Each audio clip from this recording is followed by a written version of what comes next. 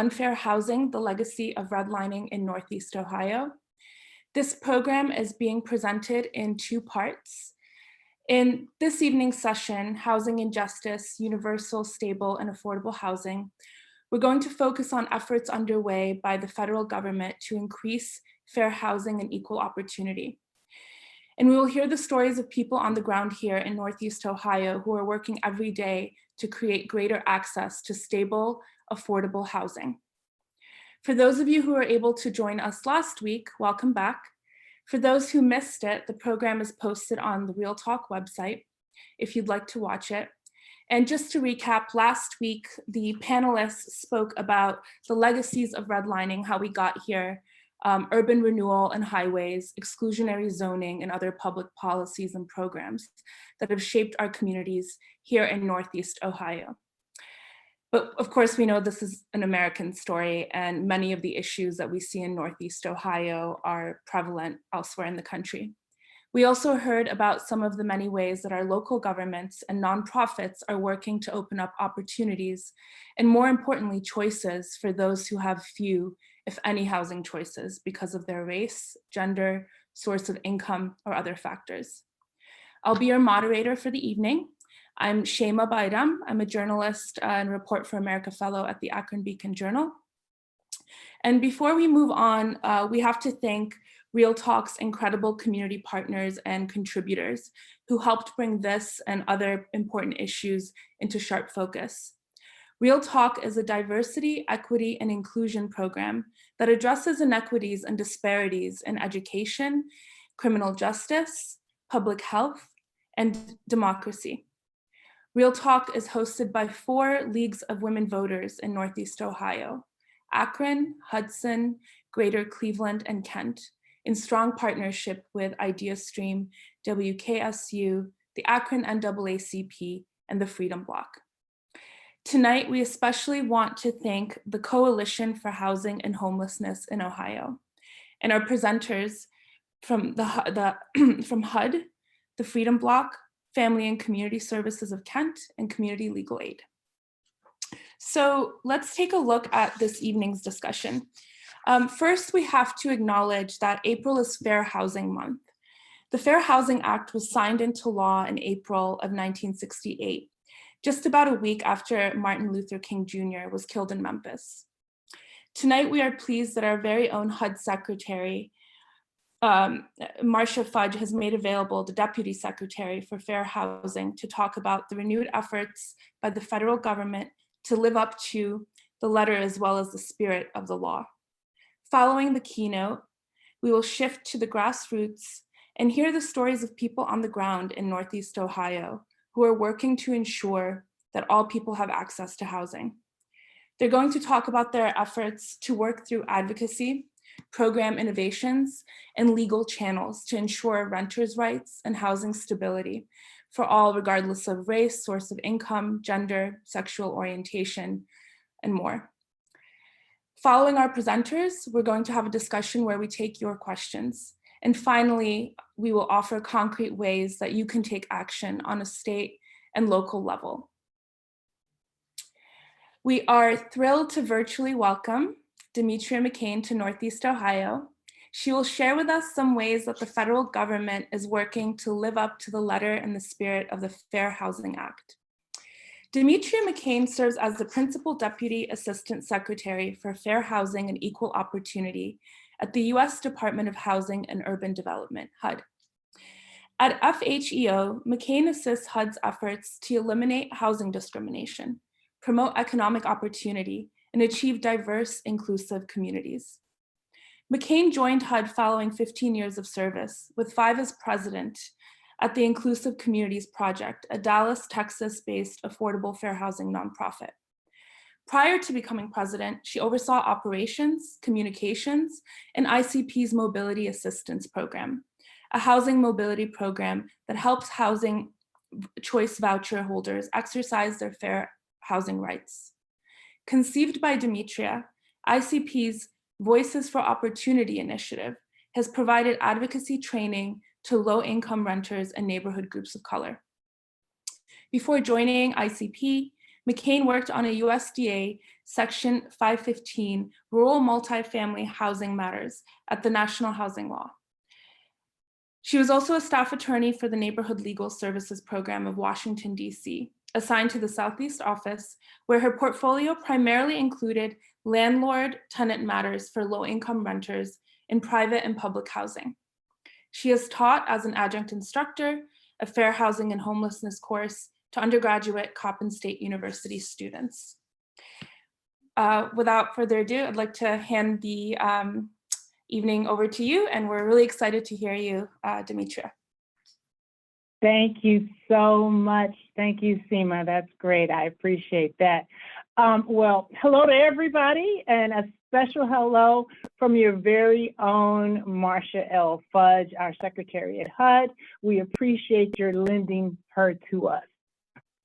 Well, it's certainly a pleasure joining you here this Fair Housing Month, and I want to first commend you all for taking the time to focus on Fair Housing Month, not simply as a commemoration of the Act's passage, but actually in recognition of the fair housing work that lies ahead. You know, your session about the history of redlining and its present-day impact on people and communities is so very critical. So I'm so thrilled that you did that last week. And as was stated by Seyma, the mission of HUD's Office of Fair Housing and Equal Opportunity is to eliminate housing discrimination, promote economic opportunity, and achieve diverse, inclusive communities through our enforcement, our administration, our development, and public understanding of federal fair housing laws and policies. That is what we do. Now, it sounds kind of lofty, but as you have framed today's session, I think you've done it really well. Basically, it's about breaking down barriers, simple as that. Barriers that a mother faces when she's denied rental housing by a landlord who, to avoid the lead abatement requirements, denies housing to her because of the fact that she has a child.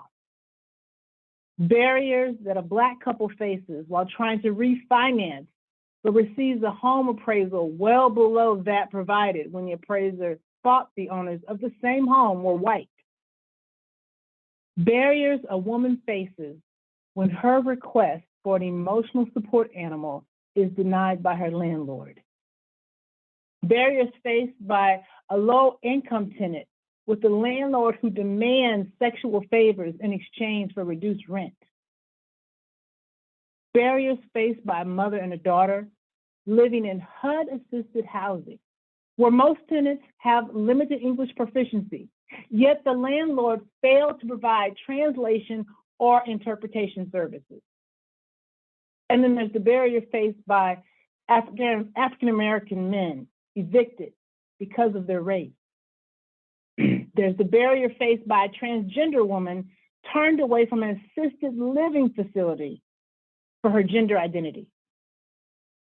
The barrier faced by a family burdened with fines and lease violations for placing a cover over their balcony for religious reasons when neighbors with non-religious balcony coverings face no such burden.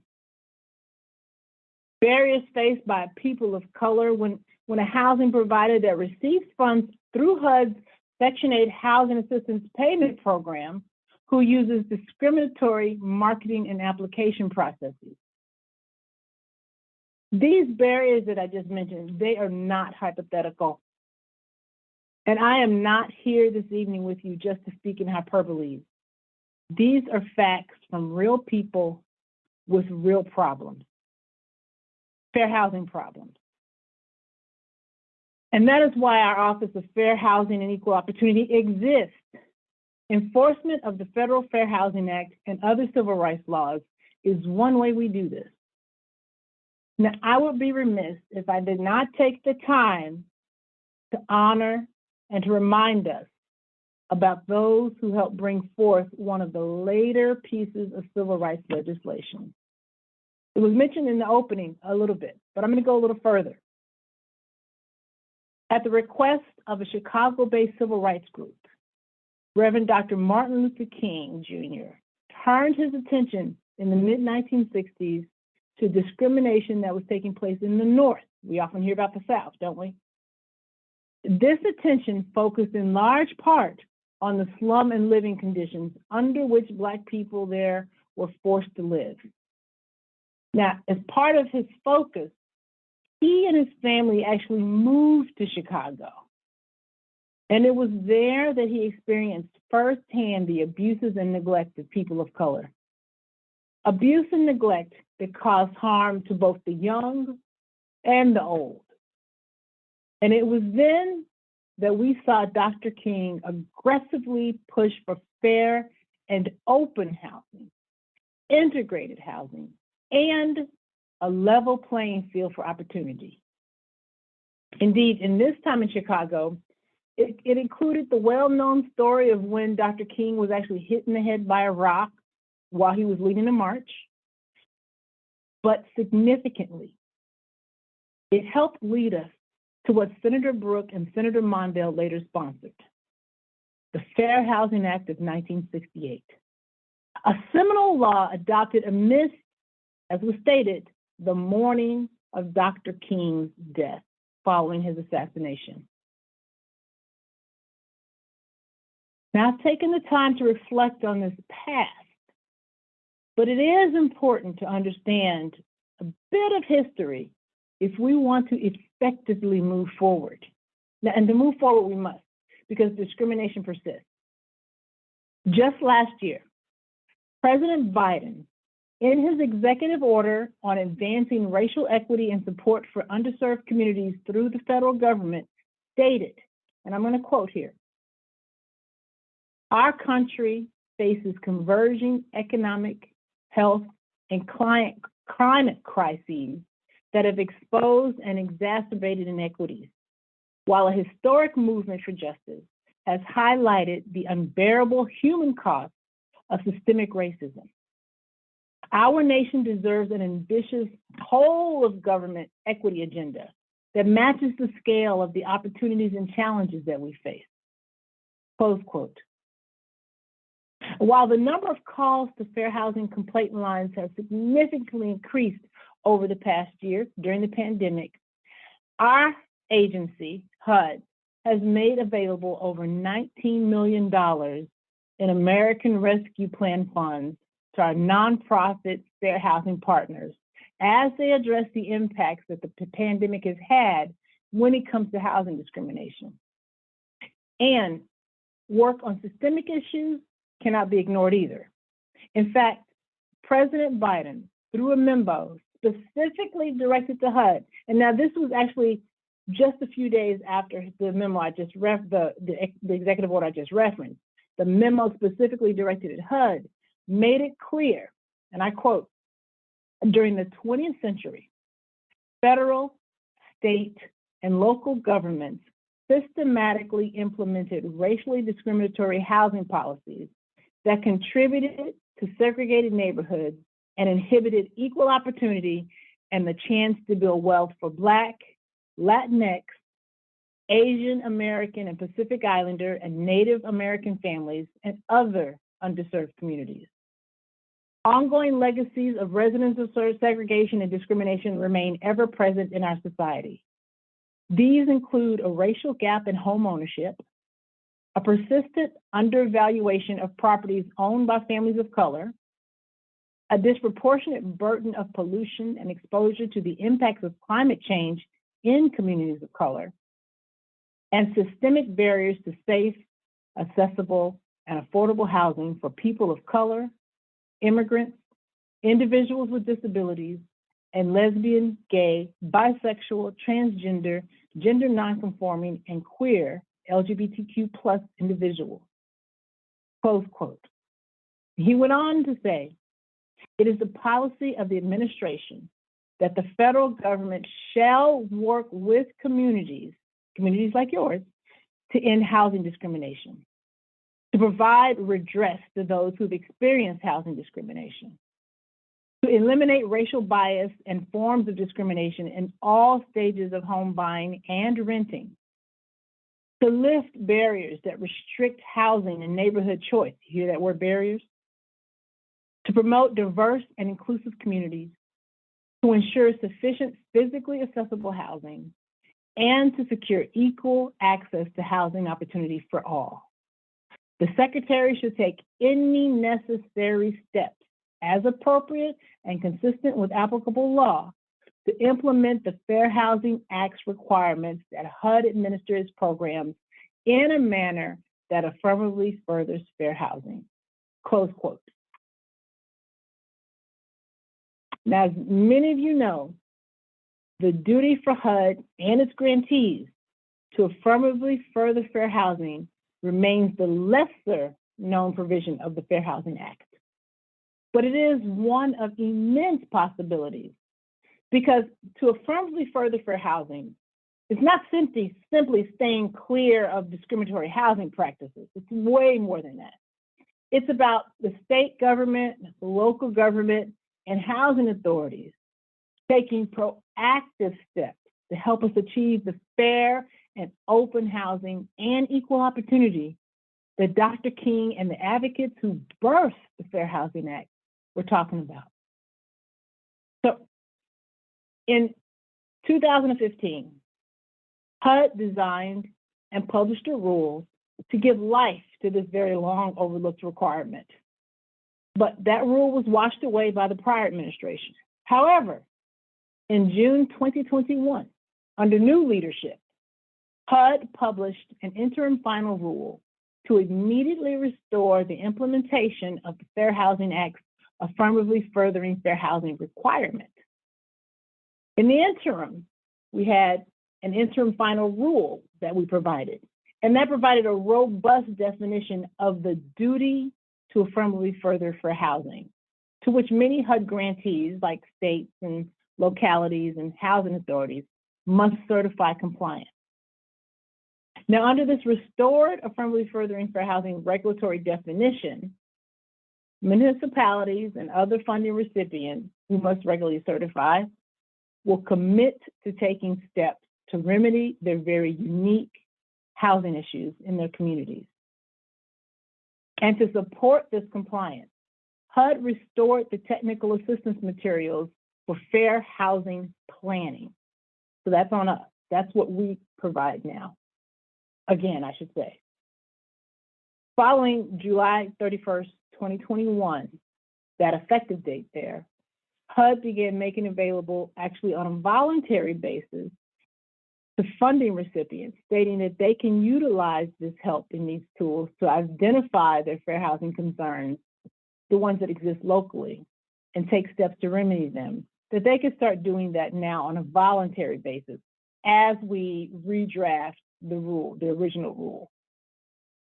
So as I speak today, we're actually addressing some of the issues that we've heard from HUD grantees, from stakeholders, and from those with lived experiences in order to refine the old rule as we bring it back. Not the interim one is there, but we're refining the whole rule right now. So we're expecting that, I can't give you the details right now because we're still in the process of refining it, but we're expecting the proposed version to be out for comment in the coming months. And I welcome all of you to take a look at that, join our listserv, follow us on social media so that you know when that's out, so you can make comments on the rule before it's actually finalized. So HUD is taking the importance of the voices with lived experience very seriously. So that's why we're taking our time as we do these revisions. We're also taking the voices of grantees very seriously. And we're trying to address these kind of issues because it's so important, because we're talking about real people with real housing problems. Going on to other HUD priorities, that includes us addressing discriminatory practices in the appraisal and lending space. HUD has reaffirmed commitments to eliminate discrimination in both the appraisal and lending process. Secretary Marsha L. Fudge recently led an interagency initiative to address inequity in home appraisals and help families of color build wealth. The Interagency Task Force on Property Appraisals and Valuation Equity, or PAVE as we call it. It brought together federal agencies to identify and eliminate discrimination in the home appraisal process. Now, the release of the paid action plan actually took place just a couple of weeks ago at the White House. And actually, I invite all of you to go to the website so you can read it for yourselves. It's pave.hud.gov. Again, it's pave.hud.gov. There you can see the YouTube video of the release at the White House, as well as read the action plan and the steps that federal agencies have committed to go forward to try to realize realize more equity, I should say. Additionally, HUD signed a memorandum of understanding with the Federal Housing Finance Agency to launch a collaboration on fair housing and fair lending enforcement and oversight.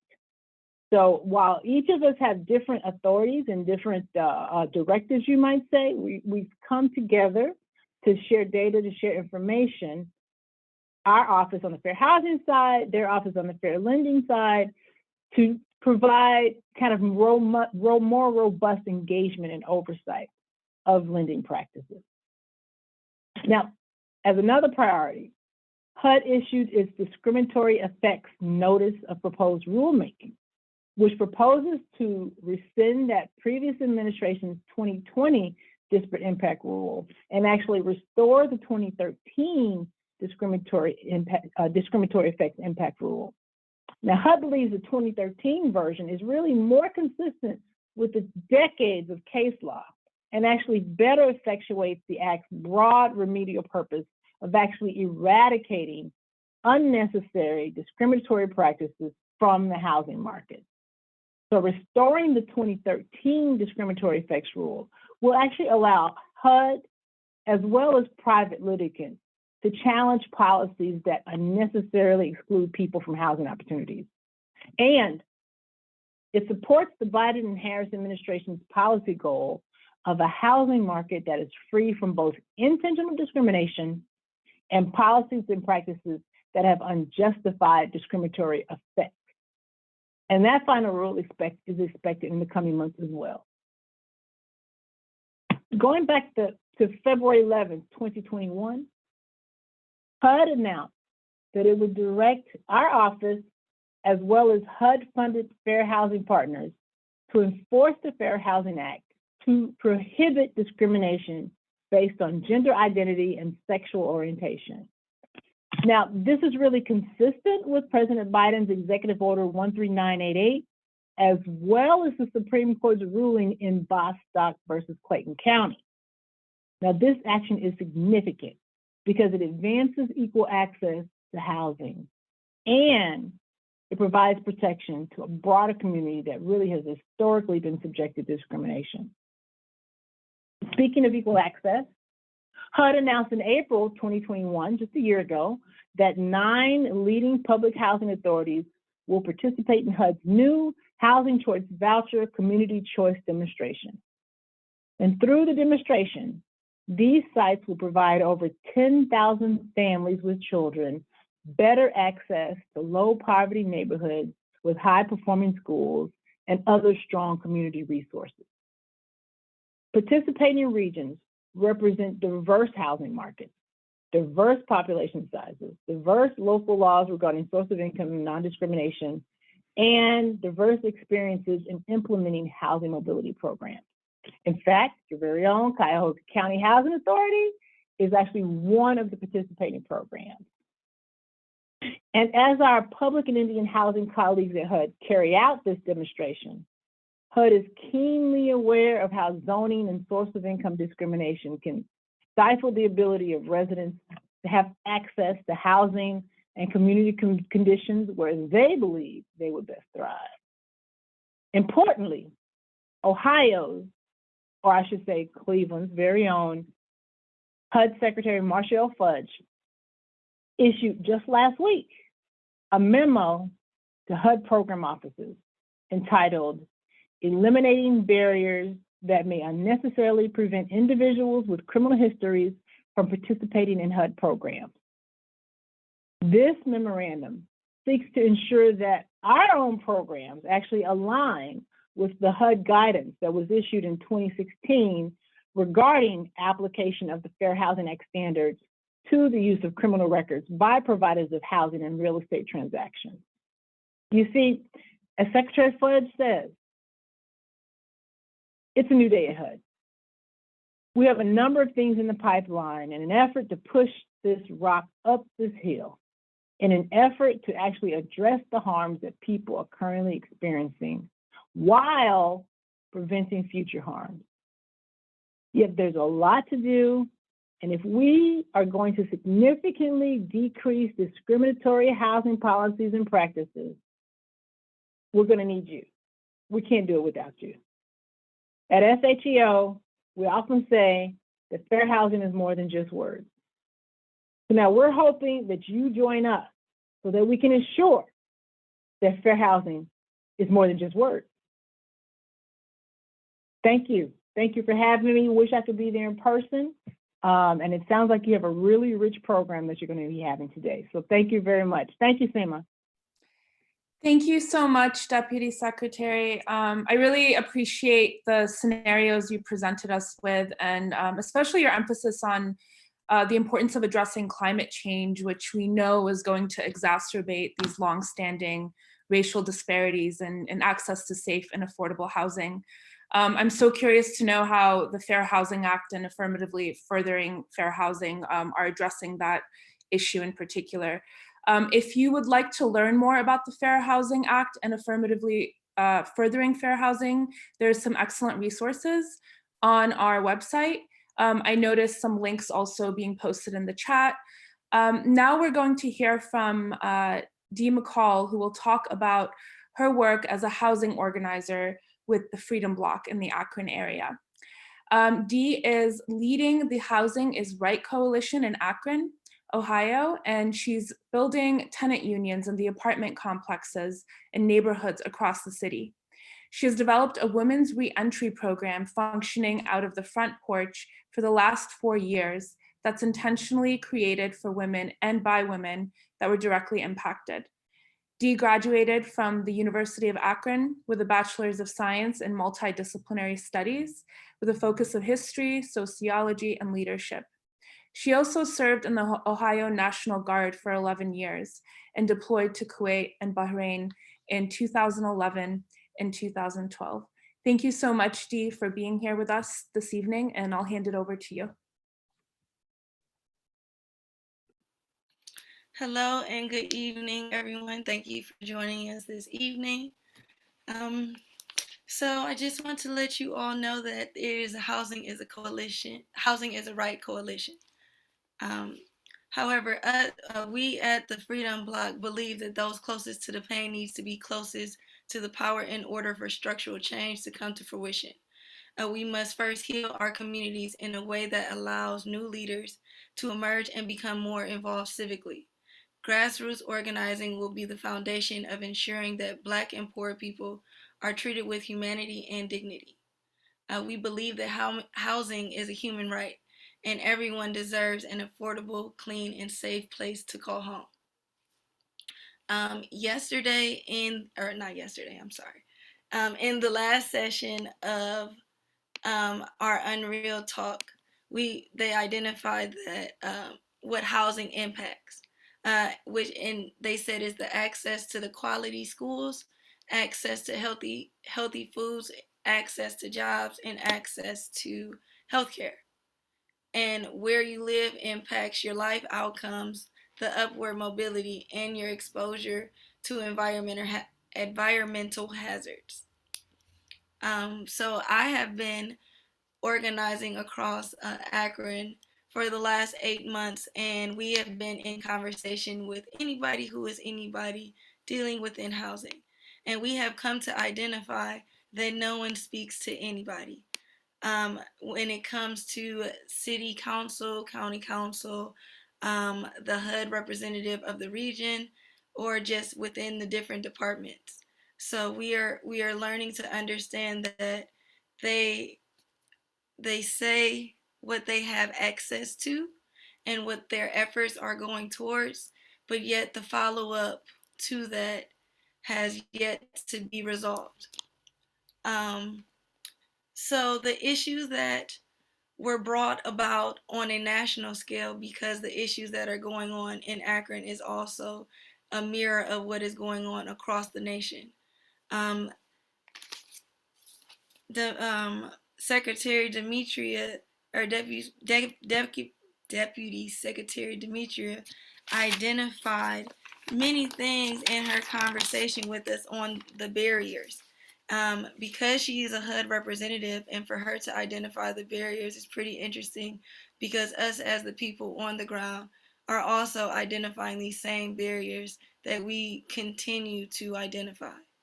I will identify 5 of the main issues that has been reoccurring across the nation and locally within Akron and Cleveland. We've identified that there is a race and gender equity in housing. We've addressed that there has been many fair housing cases against landlords, yet there are slim to no resolutions nor remedies to identify those issues to resolve those cases. And also within those fair housing investigations, we never obtain the relief of the interest of the public. It's always of interest of the property owner, and always the property owner receiving money.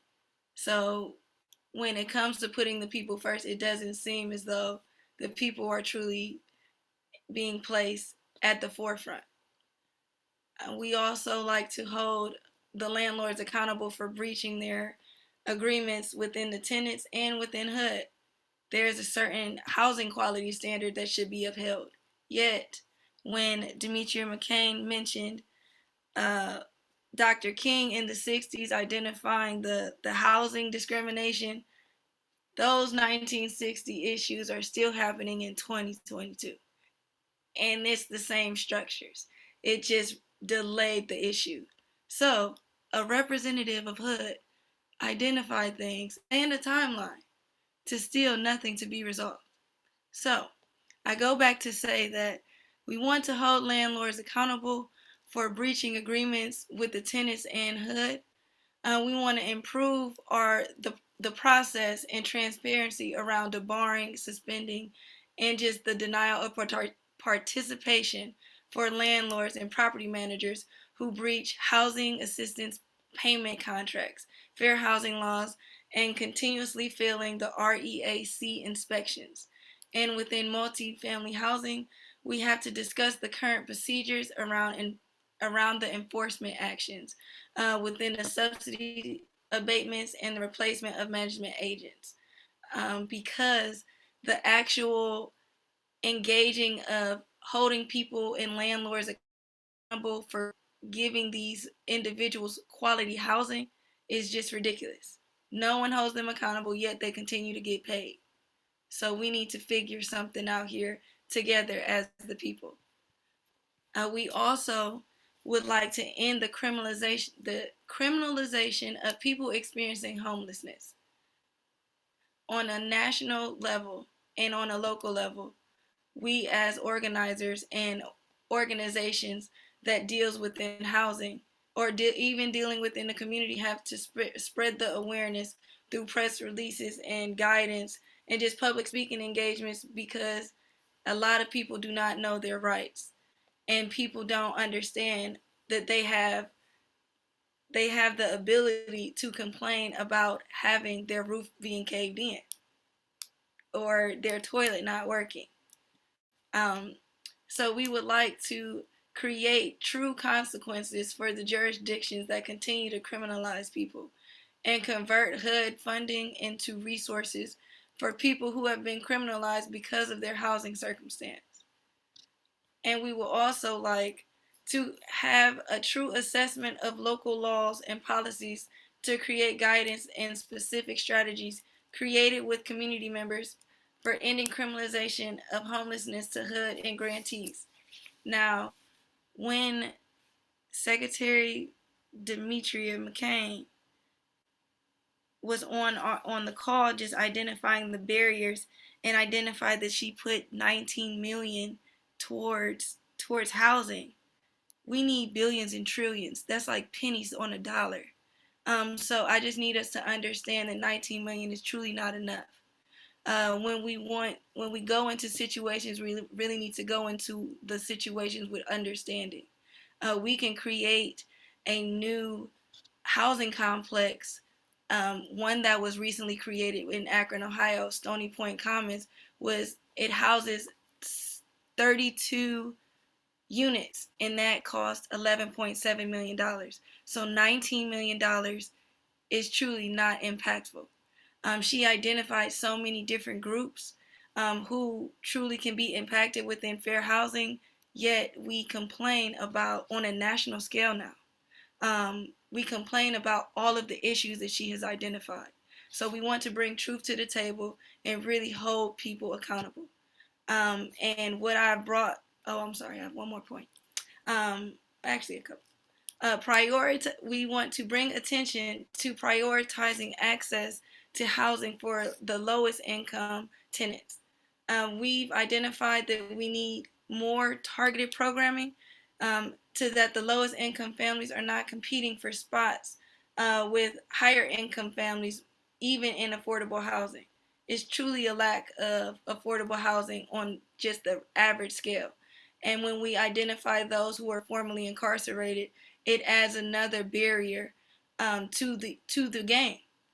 And then also we would like to implement a better use of the small area fair market rent within other programs that use the area mean income to calculate the cost of rent and program eligibility. And that's a HUD's Office of Policy Development and Research has suggested that some of those programs all include Section 8 programs, public housing, home funds, low-income housing tax credit, and home ownership. So we just want to really identify on a human level, is housing truly a human right? Because it seems as though the barriers that Deputy Secretary identified, we're still continuing to have these barriers. So I've identified what was happening on a national scale that is also mirroring neighborhoods within our regions. On a local scale, I would like to just say that we are just disconnected from the tenants to the landlords to the city legislators and to the regional federal representatives. No one talks to anybody. When it comes to the organizations that deal with housing, they don't talk to the other organizations that deals with housing. So it truly creates a disconnect. And it seems as though no one understands their responsibilities. So everyone pushes something off to the next person to just really leave people feeling defeated and nothing truly accomplished. We've also identified locally that there is a lack of investment in the initial infrastructure. A lot of these buildings were built back within the 1960s and above. So we want to identify that we need to really bring the attention to what's really at hand of updating these buildings and then paying the people to hold these people accountable to keep these things updated for it to truly be a housing quality standard. So that is my time, I believe. So I will if you have any, if you want to follow us at thefreedomblock.org, and I would love to have you align with me and truly understand how to help people understand that housing is a human right. Thank you so much, Dee, for all of your work. As some of you might be aware, my colleague Abby Marshall at the Akron Beacon Journal has been writing about some of the struggles that tenants have been facing throughout Akron, and she's highlighted Dee's work in forming tenants unions and fighting against just awful conditions, including at Stony Point Commons, which if you read about some of the issues there are rodent problems, and people who've lived there or are living there are suffering serious health consequences.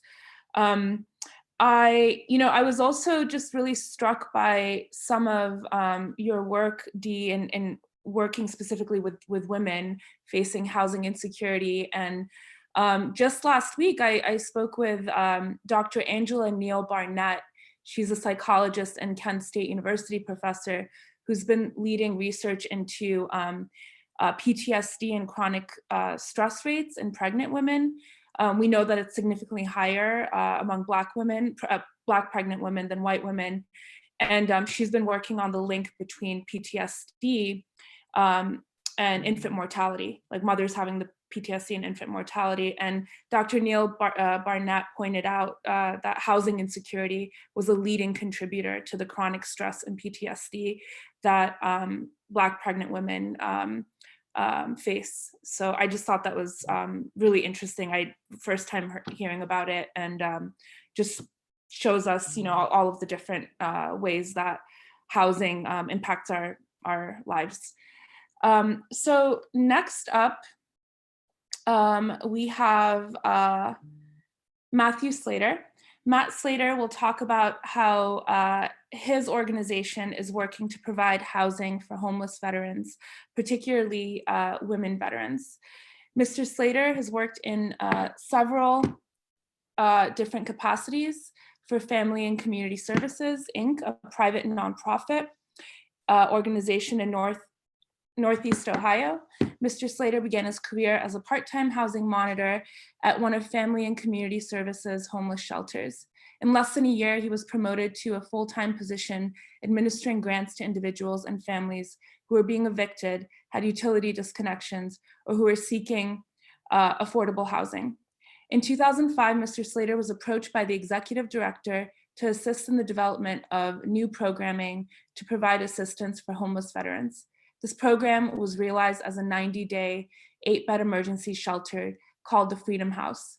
Under Mr. Slater's leadership, Family and Community Services veterans programming has grown to over 130 beds of emergency, transitional, and permanent supportive housing for homeless veterans programs in 8 counties. Mr. Slater has increased the agency's budget for homeless veterans from under $100,000 to over $3 million in 2023. So I will hand it over to Matt Slater. Thank you so much, Seyma. And thank you, Legal Women Voters, for including me tonight and the other panelists. Really appreciate the work that you do. My mother was part of the Kent Legal Women Voters, and we always use your info to educate our staff and our residents on the platforms of the elected officials and on the issues. So really appreciate all the work that you do.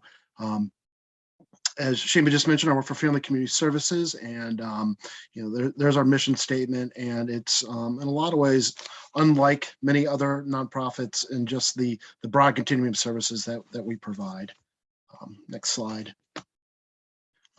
Quick 80-year history. We actually started in Portage County in 1941 as part of Catholic Charities. We split off from them in 2000, and we're now in over 20 counties in the state of Michigan. Lifeblood of what we do is grants and contracts from federal, state, local, and private sources. And we've really grown over the last really decade and a half. And we have anything from child adoption programming, congregate meal sites, mental and behavioral health, housing programs, and what I'm here to talk to you tonight about, housing programs for veterans. Go to the next slide. Thank you. A big portion of what we do is transitional housing through grants from the VA. And historically, when the VA awarded these grants, you had to say you're going to serve male or female veterans. And lo and behold, most of these programs, and we were falling right in suit where the programs would serve male vets, and there are a number of reasons. Male vets did make up the large portion that is changing, and really want to highlight our Honor Home program that we opened in 2020. It is the first outside of Cleveland, Cuyahoga County area that is targeting serving women vets and women vets with children, and we actually have a campus there that is targeted and serving them. We've also have funding from the VA for a transition in place grant, which is a little bit different than our other transitional housing, where we put families, the veteran headed families, into apartments that we own or are leasing, and they can serve women vets, male vets, or families. So that is the bulk of our housing. And if we want to go to the next slide, this has to change. And one of the things that really everyone, this isn't just true of homeless vets, anyone who's homeless faces any number of these issues, and it's usually not just one, it's usually multiple of these issues. And currently with COVID-19 epidemic, in most homeless facilities, they're congregate and going in already in poor health from living outside or couch surfing. It could literally be life and death for a lot of homeless people with all the changes in COVID-19 and what we're going through, and of course, all the increase in costs of rent, food, and gasoline. So usually many of these things happen to create homelessness, not only amongst veterans, but anyone who becomes homeless. So the changing demographics. We are losing veterans. We currently are at about 20 million. By 2041, the VA expects there to be 11 million here in Ohio. We have a little over 700,000, and by 2041, we'll have under 500,000. The veteran population here in the state of Ohio is becoming less male. Female vets are a growing population. Not so much in Ohio, but national picture is that veterans are becoming less white and more diverse. And there has to be capacity built to address serving women vets, serving minority vets, and serving all vets who've served. And one thing that they're just starting to kind of get numbers on are transgender vets. It's estimated that there's over 134,000 American vets who are transgender, and over 15,000 trans people are serving in the military today. Go to the next slide. So, typically when you mention a homeless vet, people still kind of picture the Caucasian male, maybe Vietnam vet in a camo jacket sitting on a bench or on the corner. This is changing. And in some ways, kind of as Dee had said, some has stayed the same. Minorities, African-American Black vets, only make up 12 to 14% of the vet population, but make up 33% of the homeless vet population, which continues to be an issue. And as the vets go and enlist, and maybe have some equalizing experience in the military, they're still coming back to all those issues of redlining in the community, and still facing systemic racism issues. The other thing that we're seeing in the homeless population is that homelessness is 3 times higher for transgender veterans than for non-transgender veterans. Transgender people are at least 2 to 3 times more likely to have served. So we're seeing more, and 25% of the homeless transgender vet population won't access service for fear of mistreatment.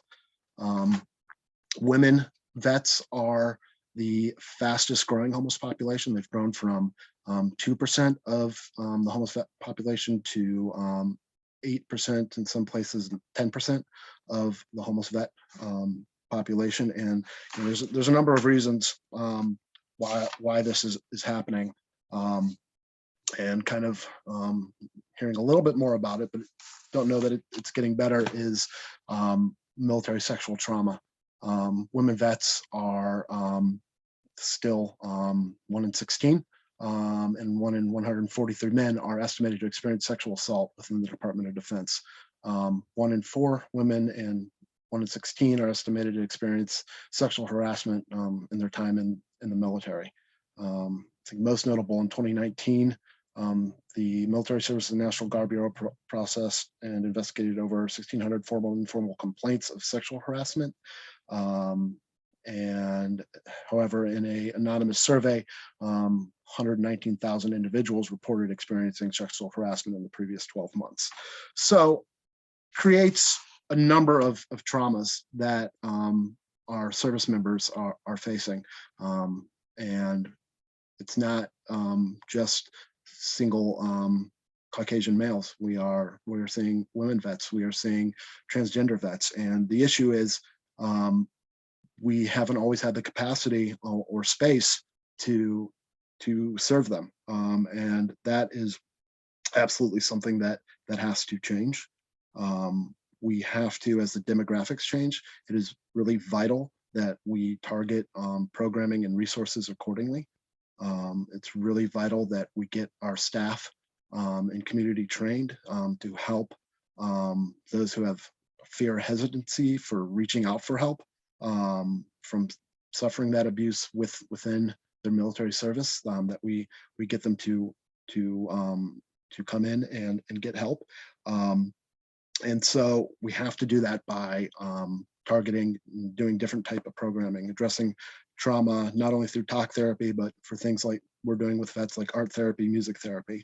We recently got funding from the VA to change our congregate facilities into individual rooms with individual bathrooms, and we'll be accepting men, women, and veterans of any gender. It's vital that we serve all people who have served. And it's not okay anymore to say, well, because of the military sexual trauma, we need to have two separate sites. Yes, we need to have a separate site for those women vets and women vets with children who would like to be at a separate site, but it shouldn't be the provider that is saying, no, we can't do that. It is the veteran or the person getting served that needs to make that decision. And it's incumbent on us as agencies to make our programming safe and to provide everyone with the privacy and space and safety that they deserve, to make sure that they go and can obtain permanent housing while their need for temporary housing. And I think I'm out of time, so thank you very much. Thank you so much, Matt. This has the potential to really move the needle on reducing housing insecurity and homelessness among veterans. And as you and Dee, see and experience every day in your work, stable housing is really the springboard for success in so many areas, other aspects of our lives. And it can, in fact, be life-changing. And one important aspect of housing stability is legal, and ensuring that the rights of renters are legally protected and that people are not facing discrimination in their efforts to seek housing at any level. Our next speaker, Andrew Newhauser, works to ensure that these legal protections are in place and enforced for everybody, regardless of ability to pay. Andrew is a managing attorney at Community Legal Aid Services. He manages Community Legal Aid Services Tenant Assistance Project, Home Ownership Project, and Fair Housing Project. Those projects focus on providing a safe and affordable rental and home ownership opportunities throughout Community Legal Aid Services 8-county service area. Andrew was previously a supervising attorney for the Health, Education, Advocacy, and Law team with a focus on special education and lead poisoning issues. And I will go ahead and hand it over to you, Andrew. Thank you. Thank you, and thank you everyone for having me this evening. My time will focus on 3 different areas. One will be lead poisoning and housing. The second will be evictions, and the third will be the role of attorneys in eviction cases. My presentation will focus on Summit County because that's where I practice a majority of the time. I think the lessons that I talk about will be applicable to anywhere in Northeast Ohio. So to start with lead poisoning, last week you viewed various redlining maps, including the map for Akron, and you discussed the legacies of those redlining maps. If you recall, for Akron, the yellow and red areas were mainly centered around the downtown area, included South Akron, East Akron, and the North Hill neighborhood. Based on the conversation last week, you'll not be surprised that the map has a legacy of lead poisoning that exists today. And just to kind of set the baseline here, lead poisoning is a dangerous and long-lasting condition that mostly affects children under the age of 6. No level of lead is safe, and a very small amount can cause significant health issues for a lifetime. And lead negatively affects almost every organ and system in the body, and its effects, as I said, are often irreversible. Lead comes from a lot of sources, but a very common source is lead paint in homes. As most of you probably know, lead was removed from residential paints in 1978 and was phased out before then for the most part. So any house that was built after 1978 does not have lead paint in it.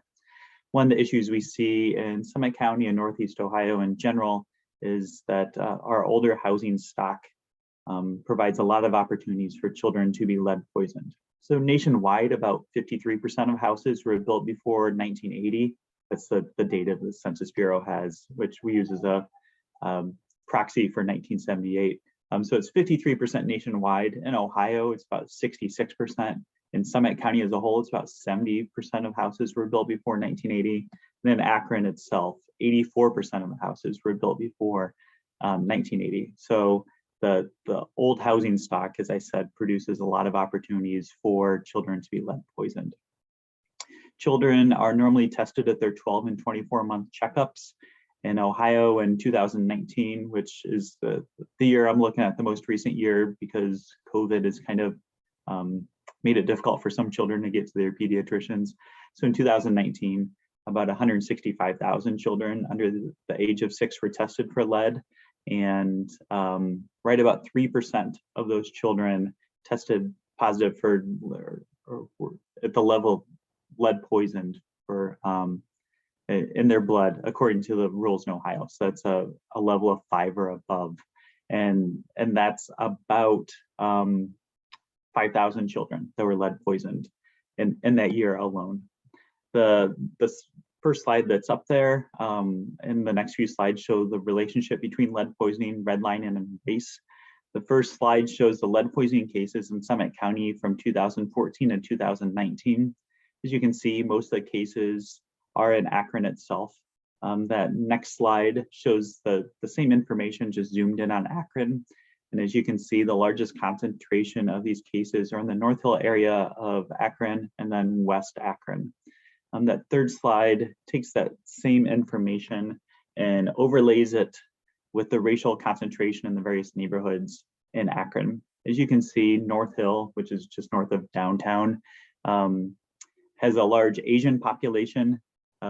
This map's somewhat confusing, but I think you'll have a minute to look at it. The bigger dots are the lead poisoning cases, and the smaller dots of blue and green are the racial composition of those neighborhoods.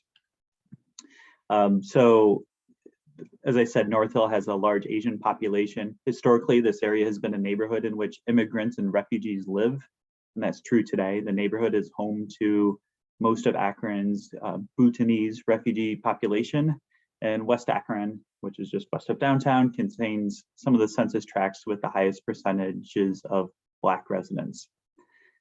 The next slide shows how significant lead poisoning is, especially in that North Hill neighborhood. You can go through these a little bit. There are 5 census tracts in Summit County that have an Asian population of 12% or higher for that census tract. And those account for over 5% of the county's total population under the age of 5. So about 1 in 20 kids under the age of 5 live in those 5 census tracts. Those 5 census tracts accounted for 42% of all lead poisoning cases in Summit County from 2014 to 2019. So in other words, in those 5 census tracts, just that North Hill neighborhood, 1 in 8 children had an elevated blood lead level. And the rest of Summit County, 1 in 100 children had an elevated blood lead level. So you can see the location of where you live determines so many things, as the presenters discussed last week and this week. And that's particularly true with lead poisoning. And as I said before, it affects children under the age of 6, and the things that lead poisoning causes, like developmental delays, decreased intelligence measured by IQ score, problems with gross motor skills, fine motor skills, visual motor skills, social interaction, hyperactivity. All those things are caused by lead poisoning, and they're irreversible over time. So these children are poisoned, and they live with the effects of the lead poisoning for their lifetime. So the best way to prevent children from being poisoned by their homes is to make sure those homes are lead safe. And there are a lot of policies out there, and a lot of jurisdictions in Northeast Ohio that are tackling this in different ways to try to get to the same goals. And there's a lot of coverage in the newspapers about that. So I want to provide some context to that. The second thing I'll talk about is the number of evictions. Historically, Akron has been towards the top nationwide in terms of eviction rate. In 2016, there were 6 evictions for every 100 renter-occupied units. That's the highest rate in Ohio and the 24th highest in the country.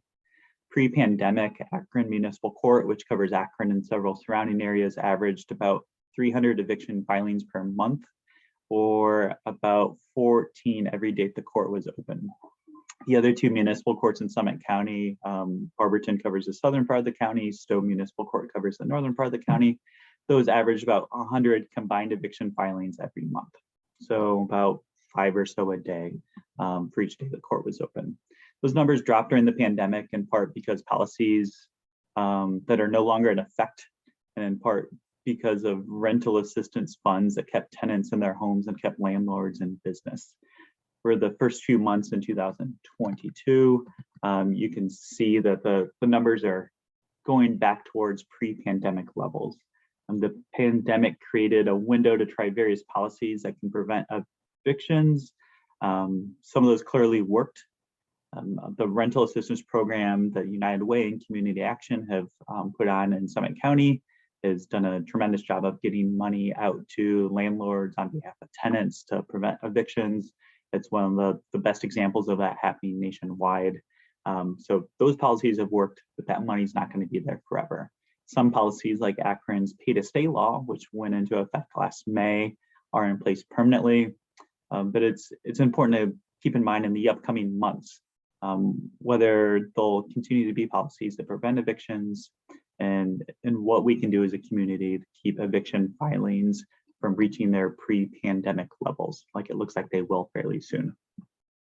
And the third thing I'll cover is the role of attorneys in eviction cases. Some places in Ohio, including Cleveland and Toledo, have a right to counsel law for some residential evictions.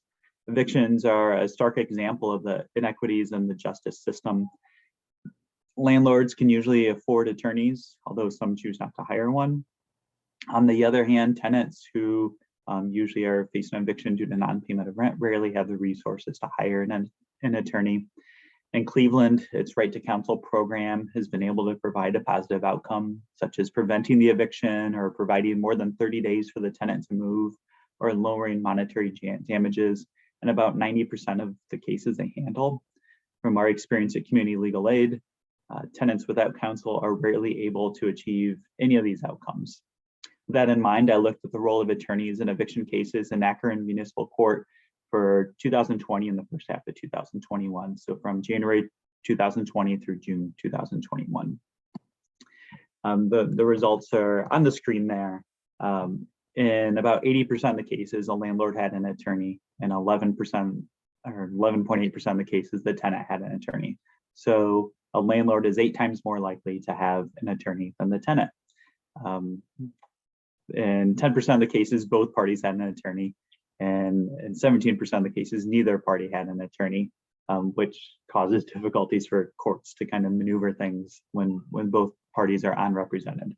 And the third set of data there is, I think, the most stark example of the inequities here. If there's one attorney in an eviction case, it's 35 times more likely that that attorney is representing the landlord than the tenant. So about 70% of cases only had an attorney for the landlord, and about 2% of cases had an attorney, one attorney in the case, and that attorney was representing the tenant.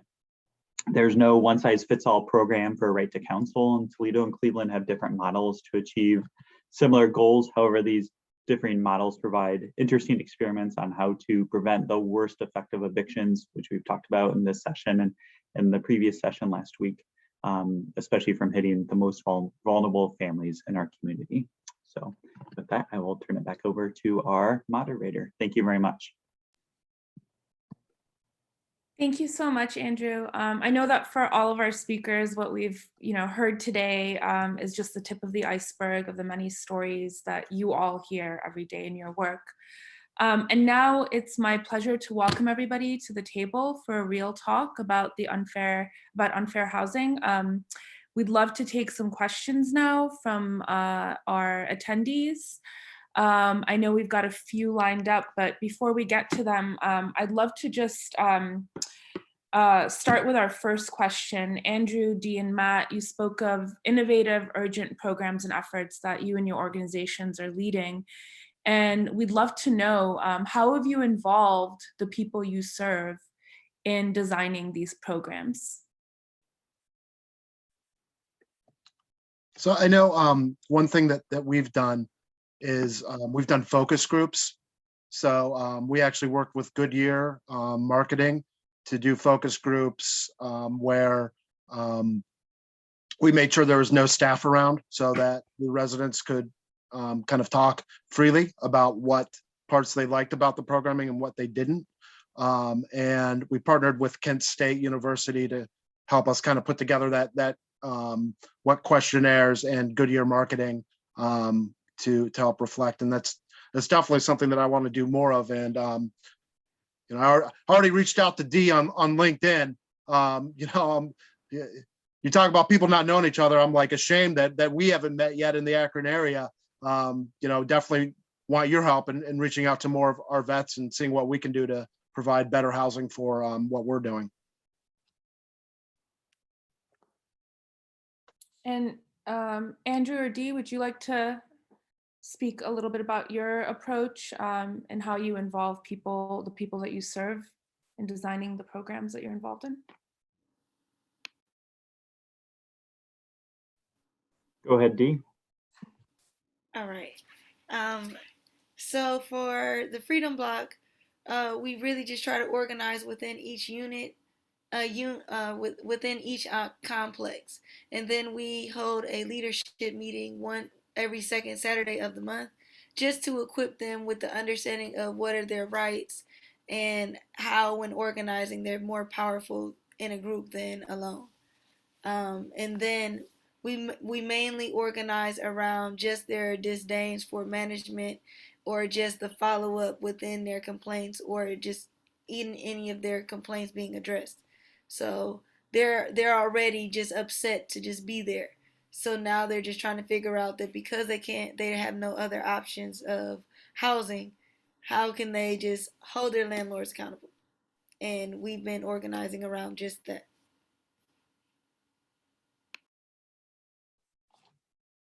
And Andrew, I don't know if you had anything to add to that, but I also actually have another question for you.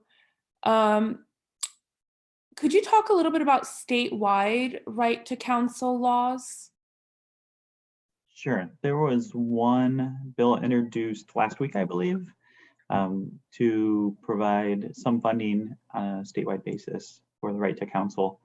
And I'm not sure about its prospects in the House or Senate in Columbus, but it is, I think, the first time such a bill's been introduced. So it's clearly a sign that there's a discussion going on a statewide level to provide some right to counsel. I think that's pretty rare nationwide in terms of what other states have done. Most right to counsel laws have been at the local level. So that's obviously an exciting opportunity to have that discussion on a broader level statewide. Great. Now we have a question from one of our attendees. I'll read it. I work with grassroots volunteers distributing Know Your Rights information to tenants with eviction hearings scheduled in Franklin County.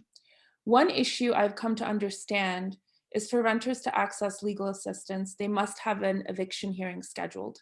Unfortunately, once things get to this point, the renter has no rights. Is there any appetite to push statewide protections for renters, such as a good cause eviction law or other similar legislation? How can we do this?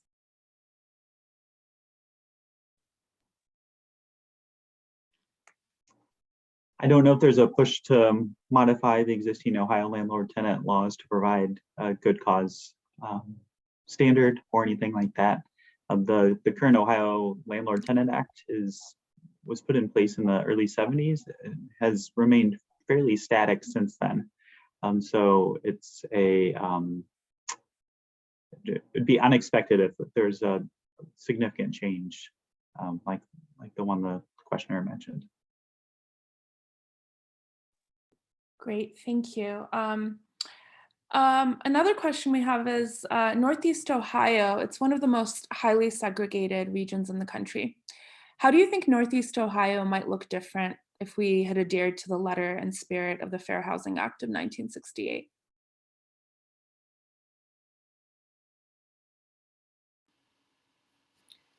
We would look like all of these new gentrified areas. And it's interesting that we asked this question because Demetria and McCain brought that up, but those same issues are still prevalent now and people are dying.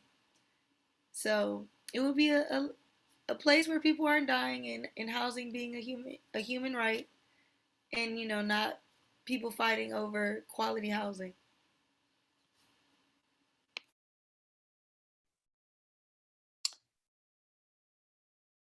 All right, and our next question, it contains actually an acronym that we want to make sure we're understanding right. SWD, is that a special warranty deed or?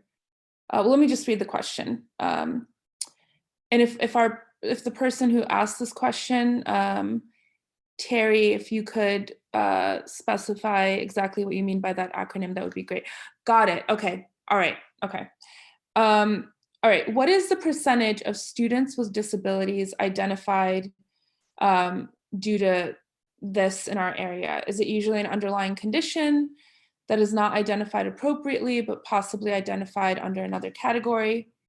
It would be nice if the state would drill down a little harder into the sublying conditions, because we finally got the state to drill deeper into those with, okay, so this is a question around lead issues with TBI, and they found kids that they were identifying with unexplained behaviors and memory issues. They later found had unidentified sporting injuries and concussions, but because kids didn't lose consciousness, no one ever assumed they had a hidden brain bleed. Sure, I can answer this. So schools don't specifically identify children with lead poisoning as eligible for special education services or an IEP or something like that. There are a few options though. One thing we always tell children or parents of children that we encounter in our practice is to talk to the school. So just having a child who's lead poisoned doesn't automatically qualify them for an IEP, but the symptoms could lead that children to qualify for special services. There's studies out there. There's a great study from Cincinnati that has been going on for decades in terms of the long-term effects and the cost to society. And part of that is the special education costs. The other thing I'll mention very quickly is that children with an elevated blood lead level now qualify for early intervention services starting at age 3. There's a change to regulations in Ohio that a group of statewide actors advocated for, I believe in early 2019 or early 2020.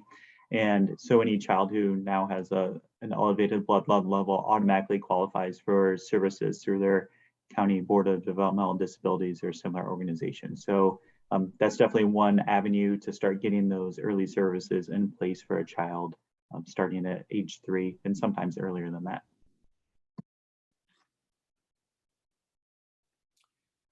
Great. So in last week's program, we talked about efforts to bring about greater racial and income integration. What are the barriers, both real and perceived, that individuals face in trying to access affordable housing in quote unquote opportunity areas? And maybe, and please, feel free to answer this question from your own experience. Everybody's doing, slightly different work.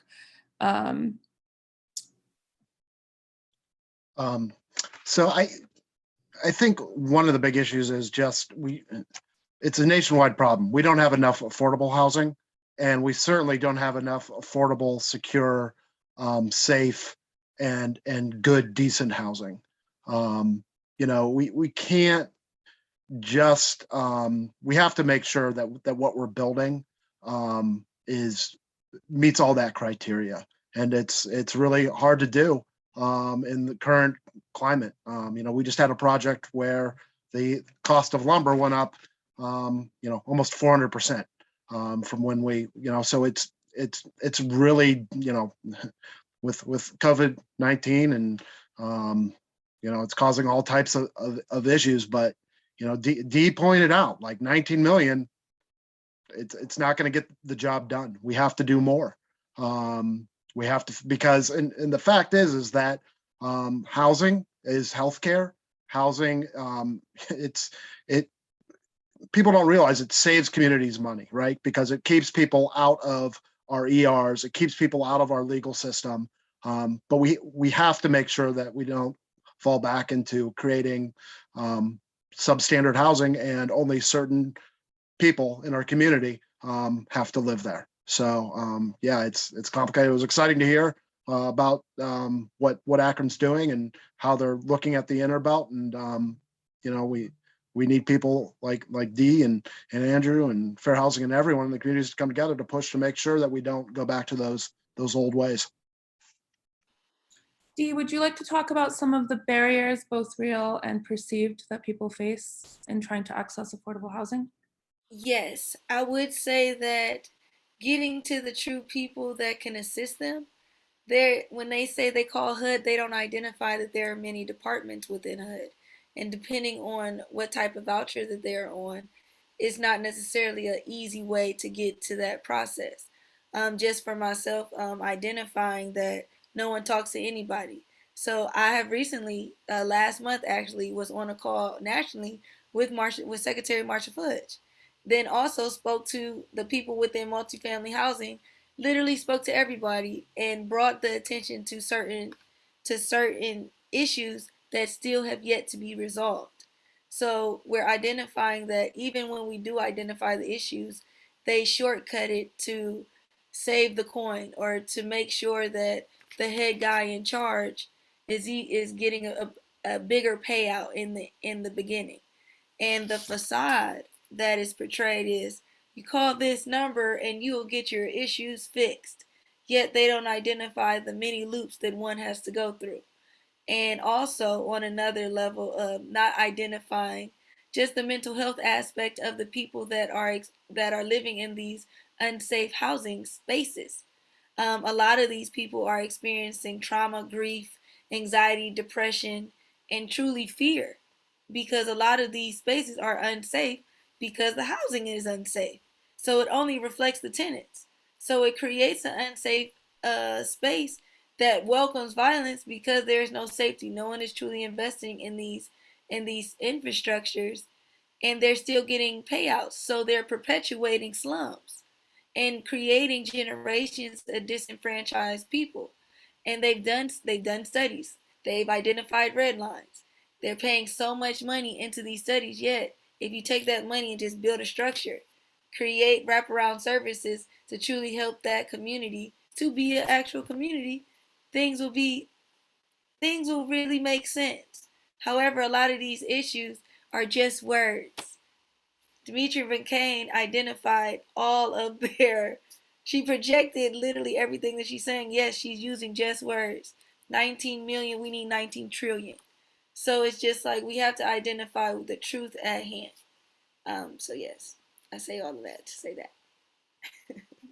And Andrew, if you'd like to speak about the legal barriers in your work as a lawyer. Yeah, the legal barriers are significant, and just the role of, for example, having an eviction on your record and making that difficult to find new housing, and people who get evicted, their children have to transfer school, which decreases the likelihood of graduating from high school. They lose their possessions, they lose their security deposit, they have to move into worse housing, and it's just kind of going down on the ladder when we want families to keep climbing and to get out of poverty and to make the next generation more successful than the previous generation. And housing has such an important role in that, and the legal barriers set up by the eviction process definitely play into that. Great, thank you so much.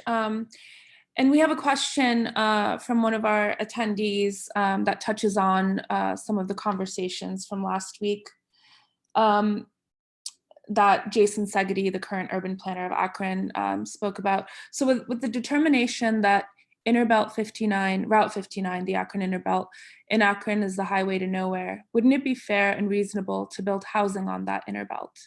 Some public housing residents, especially Black residents, were pushed into public housing because their homes were taken or devalued. Shouldn't those same people receive quality housing where they once lived? Dee, what are your thoughts on this question, and given your work with residents? I feel like that only makes sense. You're displacing a community and then you're just asking a question like, oh, so what should we do?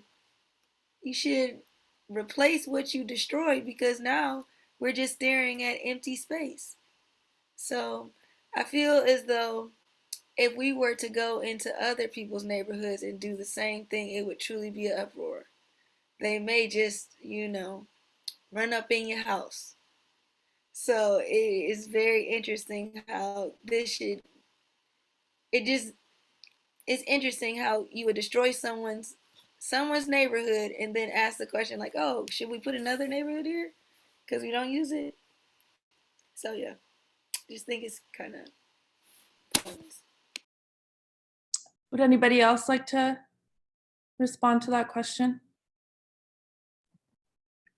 As Matt and Dee have also pointed out, there's just a need for more affordable housing in Akron and Summit County. In Akron itself, the number of new builds each year is extremely low. So that's a large swath of land that is available for a lot of purposes, and one of those could be creating safe and affordable housing for families in Akron. I know, so I actually wrote on the Inner Belt and some of the efforts that the city is working on to reimagine how that area can be redeveloped. And what I heard from a lot of residents in the neighborhoods surrounding the Inner Belt is, well, if they build housing, who's going to afford it? If they're $1,200 a month apartments, we still won't be able to live there. And I thought, that was a really important question. Matt, did you want to add anything about the Inner Belt question? No, I mean, I think, and being on the call last week, that was really interesting to me, and an Akron resident, and the plan of that they're going back to speak with the people who were displaced to talk about what should be done, I think is exciting. But with anything, it's it has to be monitored by all of us, and we'll see what happens with it. But certainly the initial plans from Jason sound very exciting, and looking forward to seeing what that is. But yeah, we need we need more affordable housing, but we can't create the same structures of the past. Let's not make the same mistakes. Put in the same effort and expect a different result. So I think that's really important, and it doesn't sound like that they're doing that, but we'll see. Great, thank you to our panelists and our attendees for joining us tonight. And special thank you to Demetria, McCain, Dee McCall, Matt Slater, and Andrew Newhauser. A quick reminder that the recording, slide deck, and a list of resources from tonight's event will be emailed to all registrants and uploaded to the Real Talk website. Now I just want to hand it over to Catherine Heckster, Program Director of the League of Women Voters of Greater Cleveland. She's going to walk us through some immediate ways that you can take action.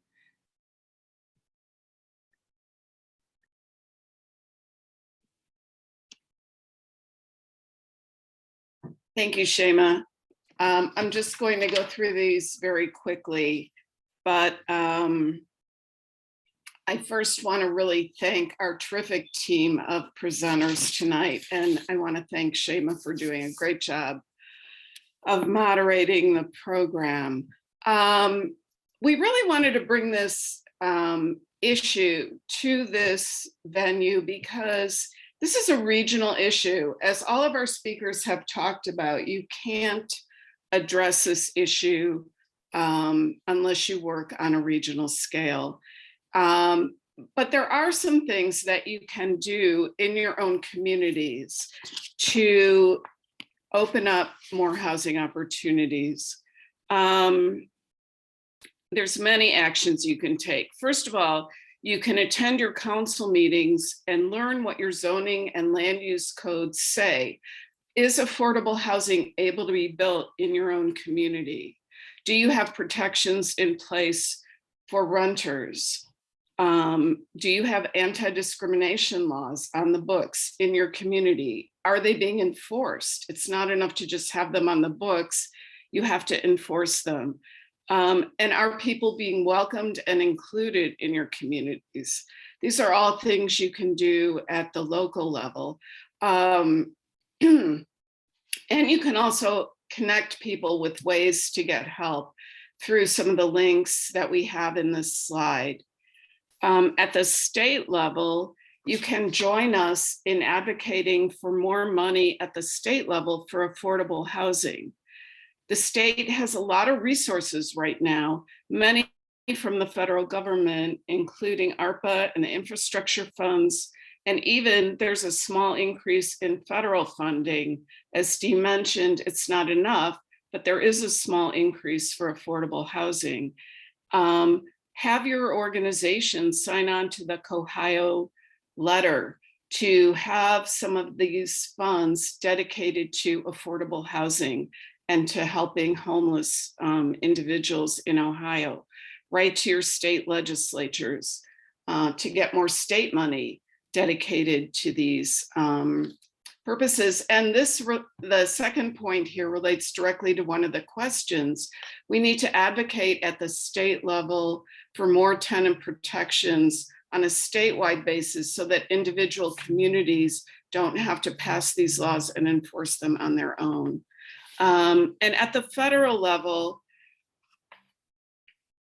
since most of the money for affordable housing comes from the federal government, it's really important to write to your congressperson or your senator and tell them that we need more money for affordable housing. We need fair housing enforcement. When the rules come out, look at them, make your comments, support them if you believe that that's the way to go. We need more money for legal aid attorneys like Andrew. There's just simply not enough, as his slides pointed out. Many renters don't have legal counsel in eviction cases. And the last thing I want to say is HUD provided for us, if you or anyone you know has experienced discrimination, you can file a complaint, and we're going to put the link in the chat of ways to file a discrimination complaint directly with HUD's Office of Fair Housing. And I do think there is a renewed effort toward enforcing those laws more robustly, if I can use that word. And now I'm going to turn it back to Seyma to close out the program. Thank you so much, Catherine. We just want to thank everybody for joining us tonight and for the excellent questions. Again, special thank you to our panelists, Demetria McCain, Dee McCall, Matt Slater, and Andrew Newhauser. And again, all of these resources, including how you can take action, will be, and a recording of the talk will be available and uploaded on the Real Talk website and will be emailed to you. So thank you, everybody.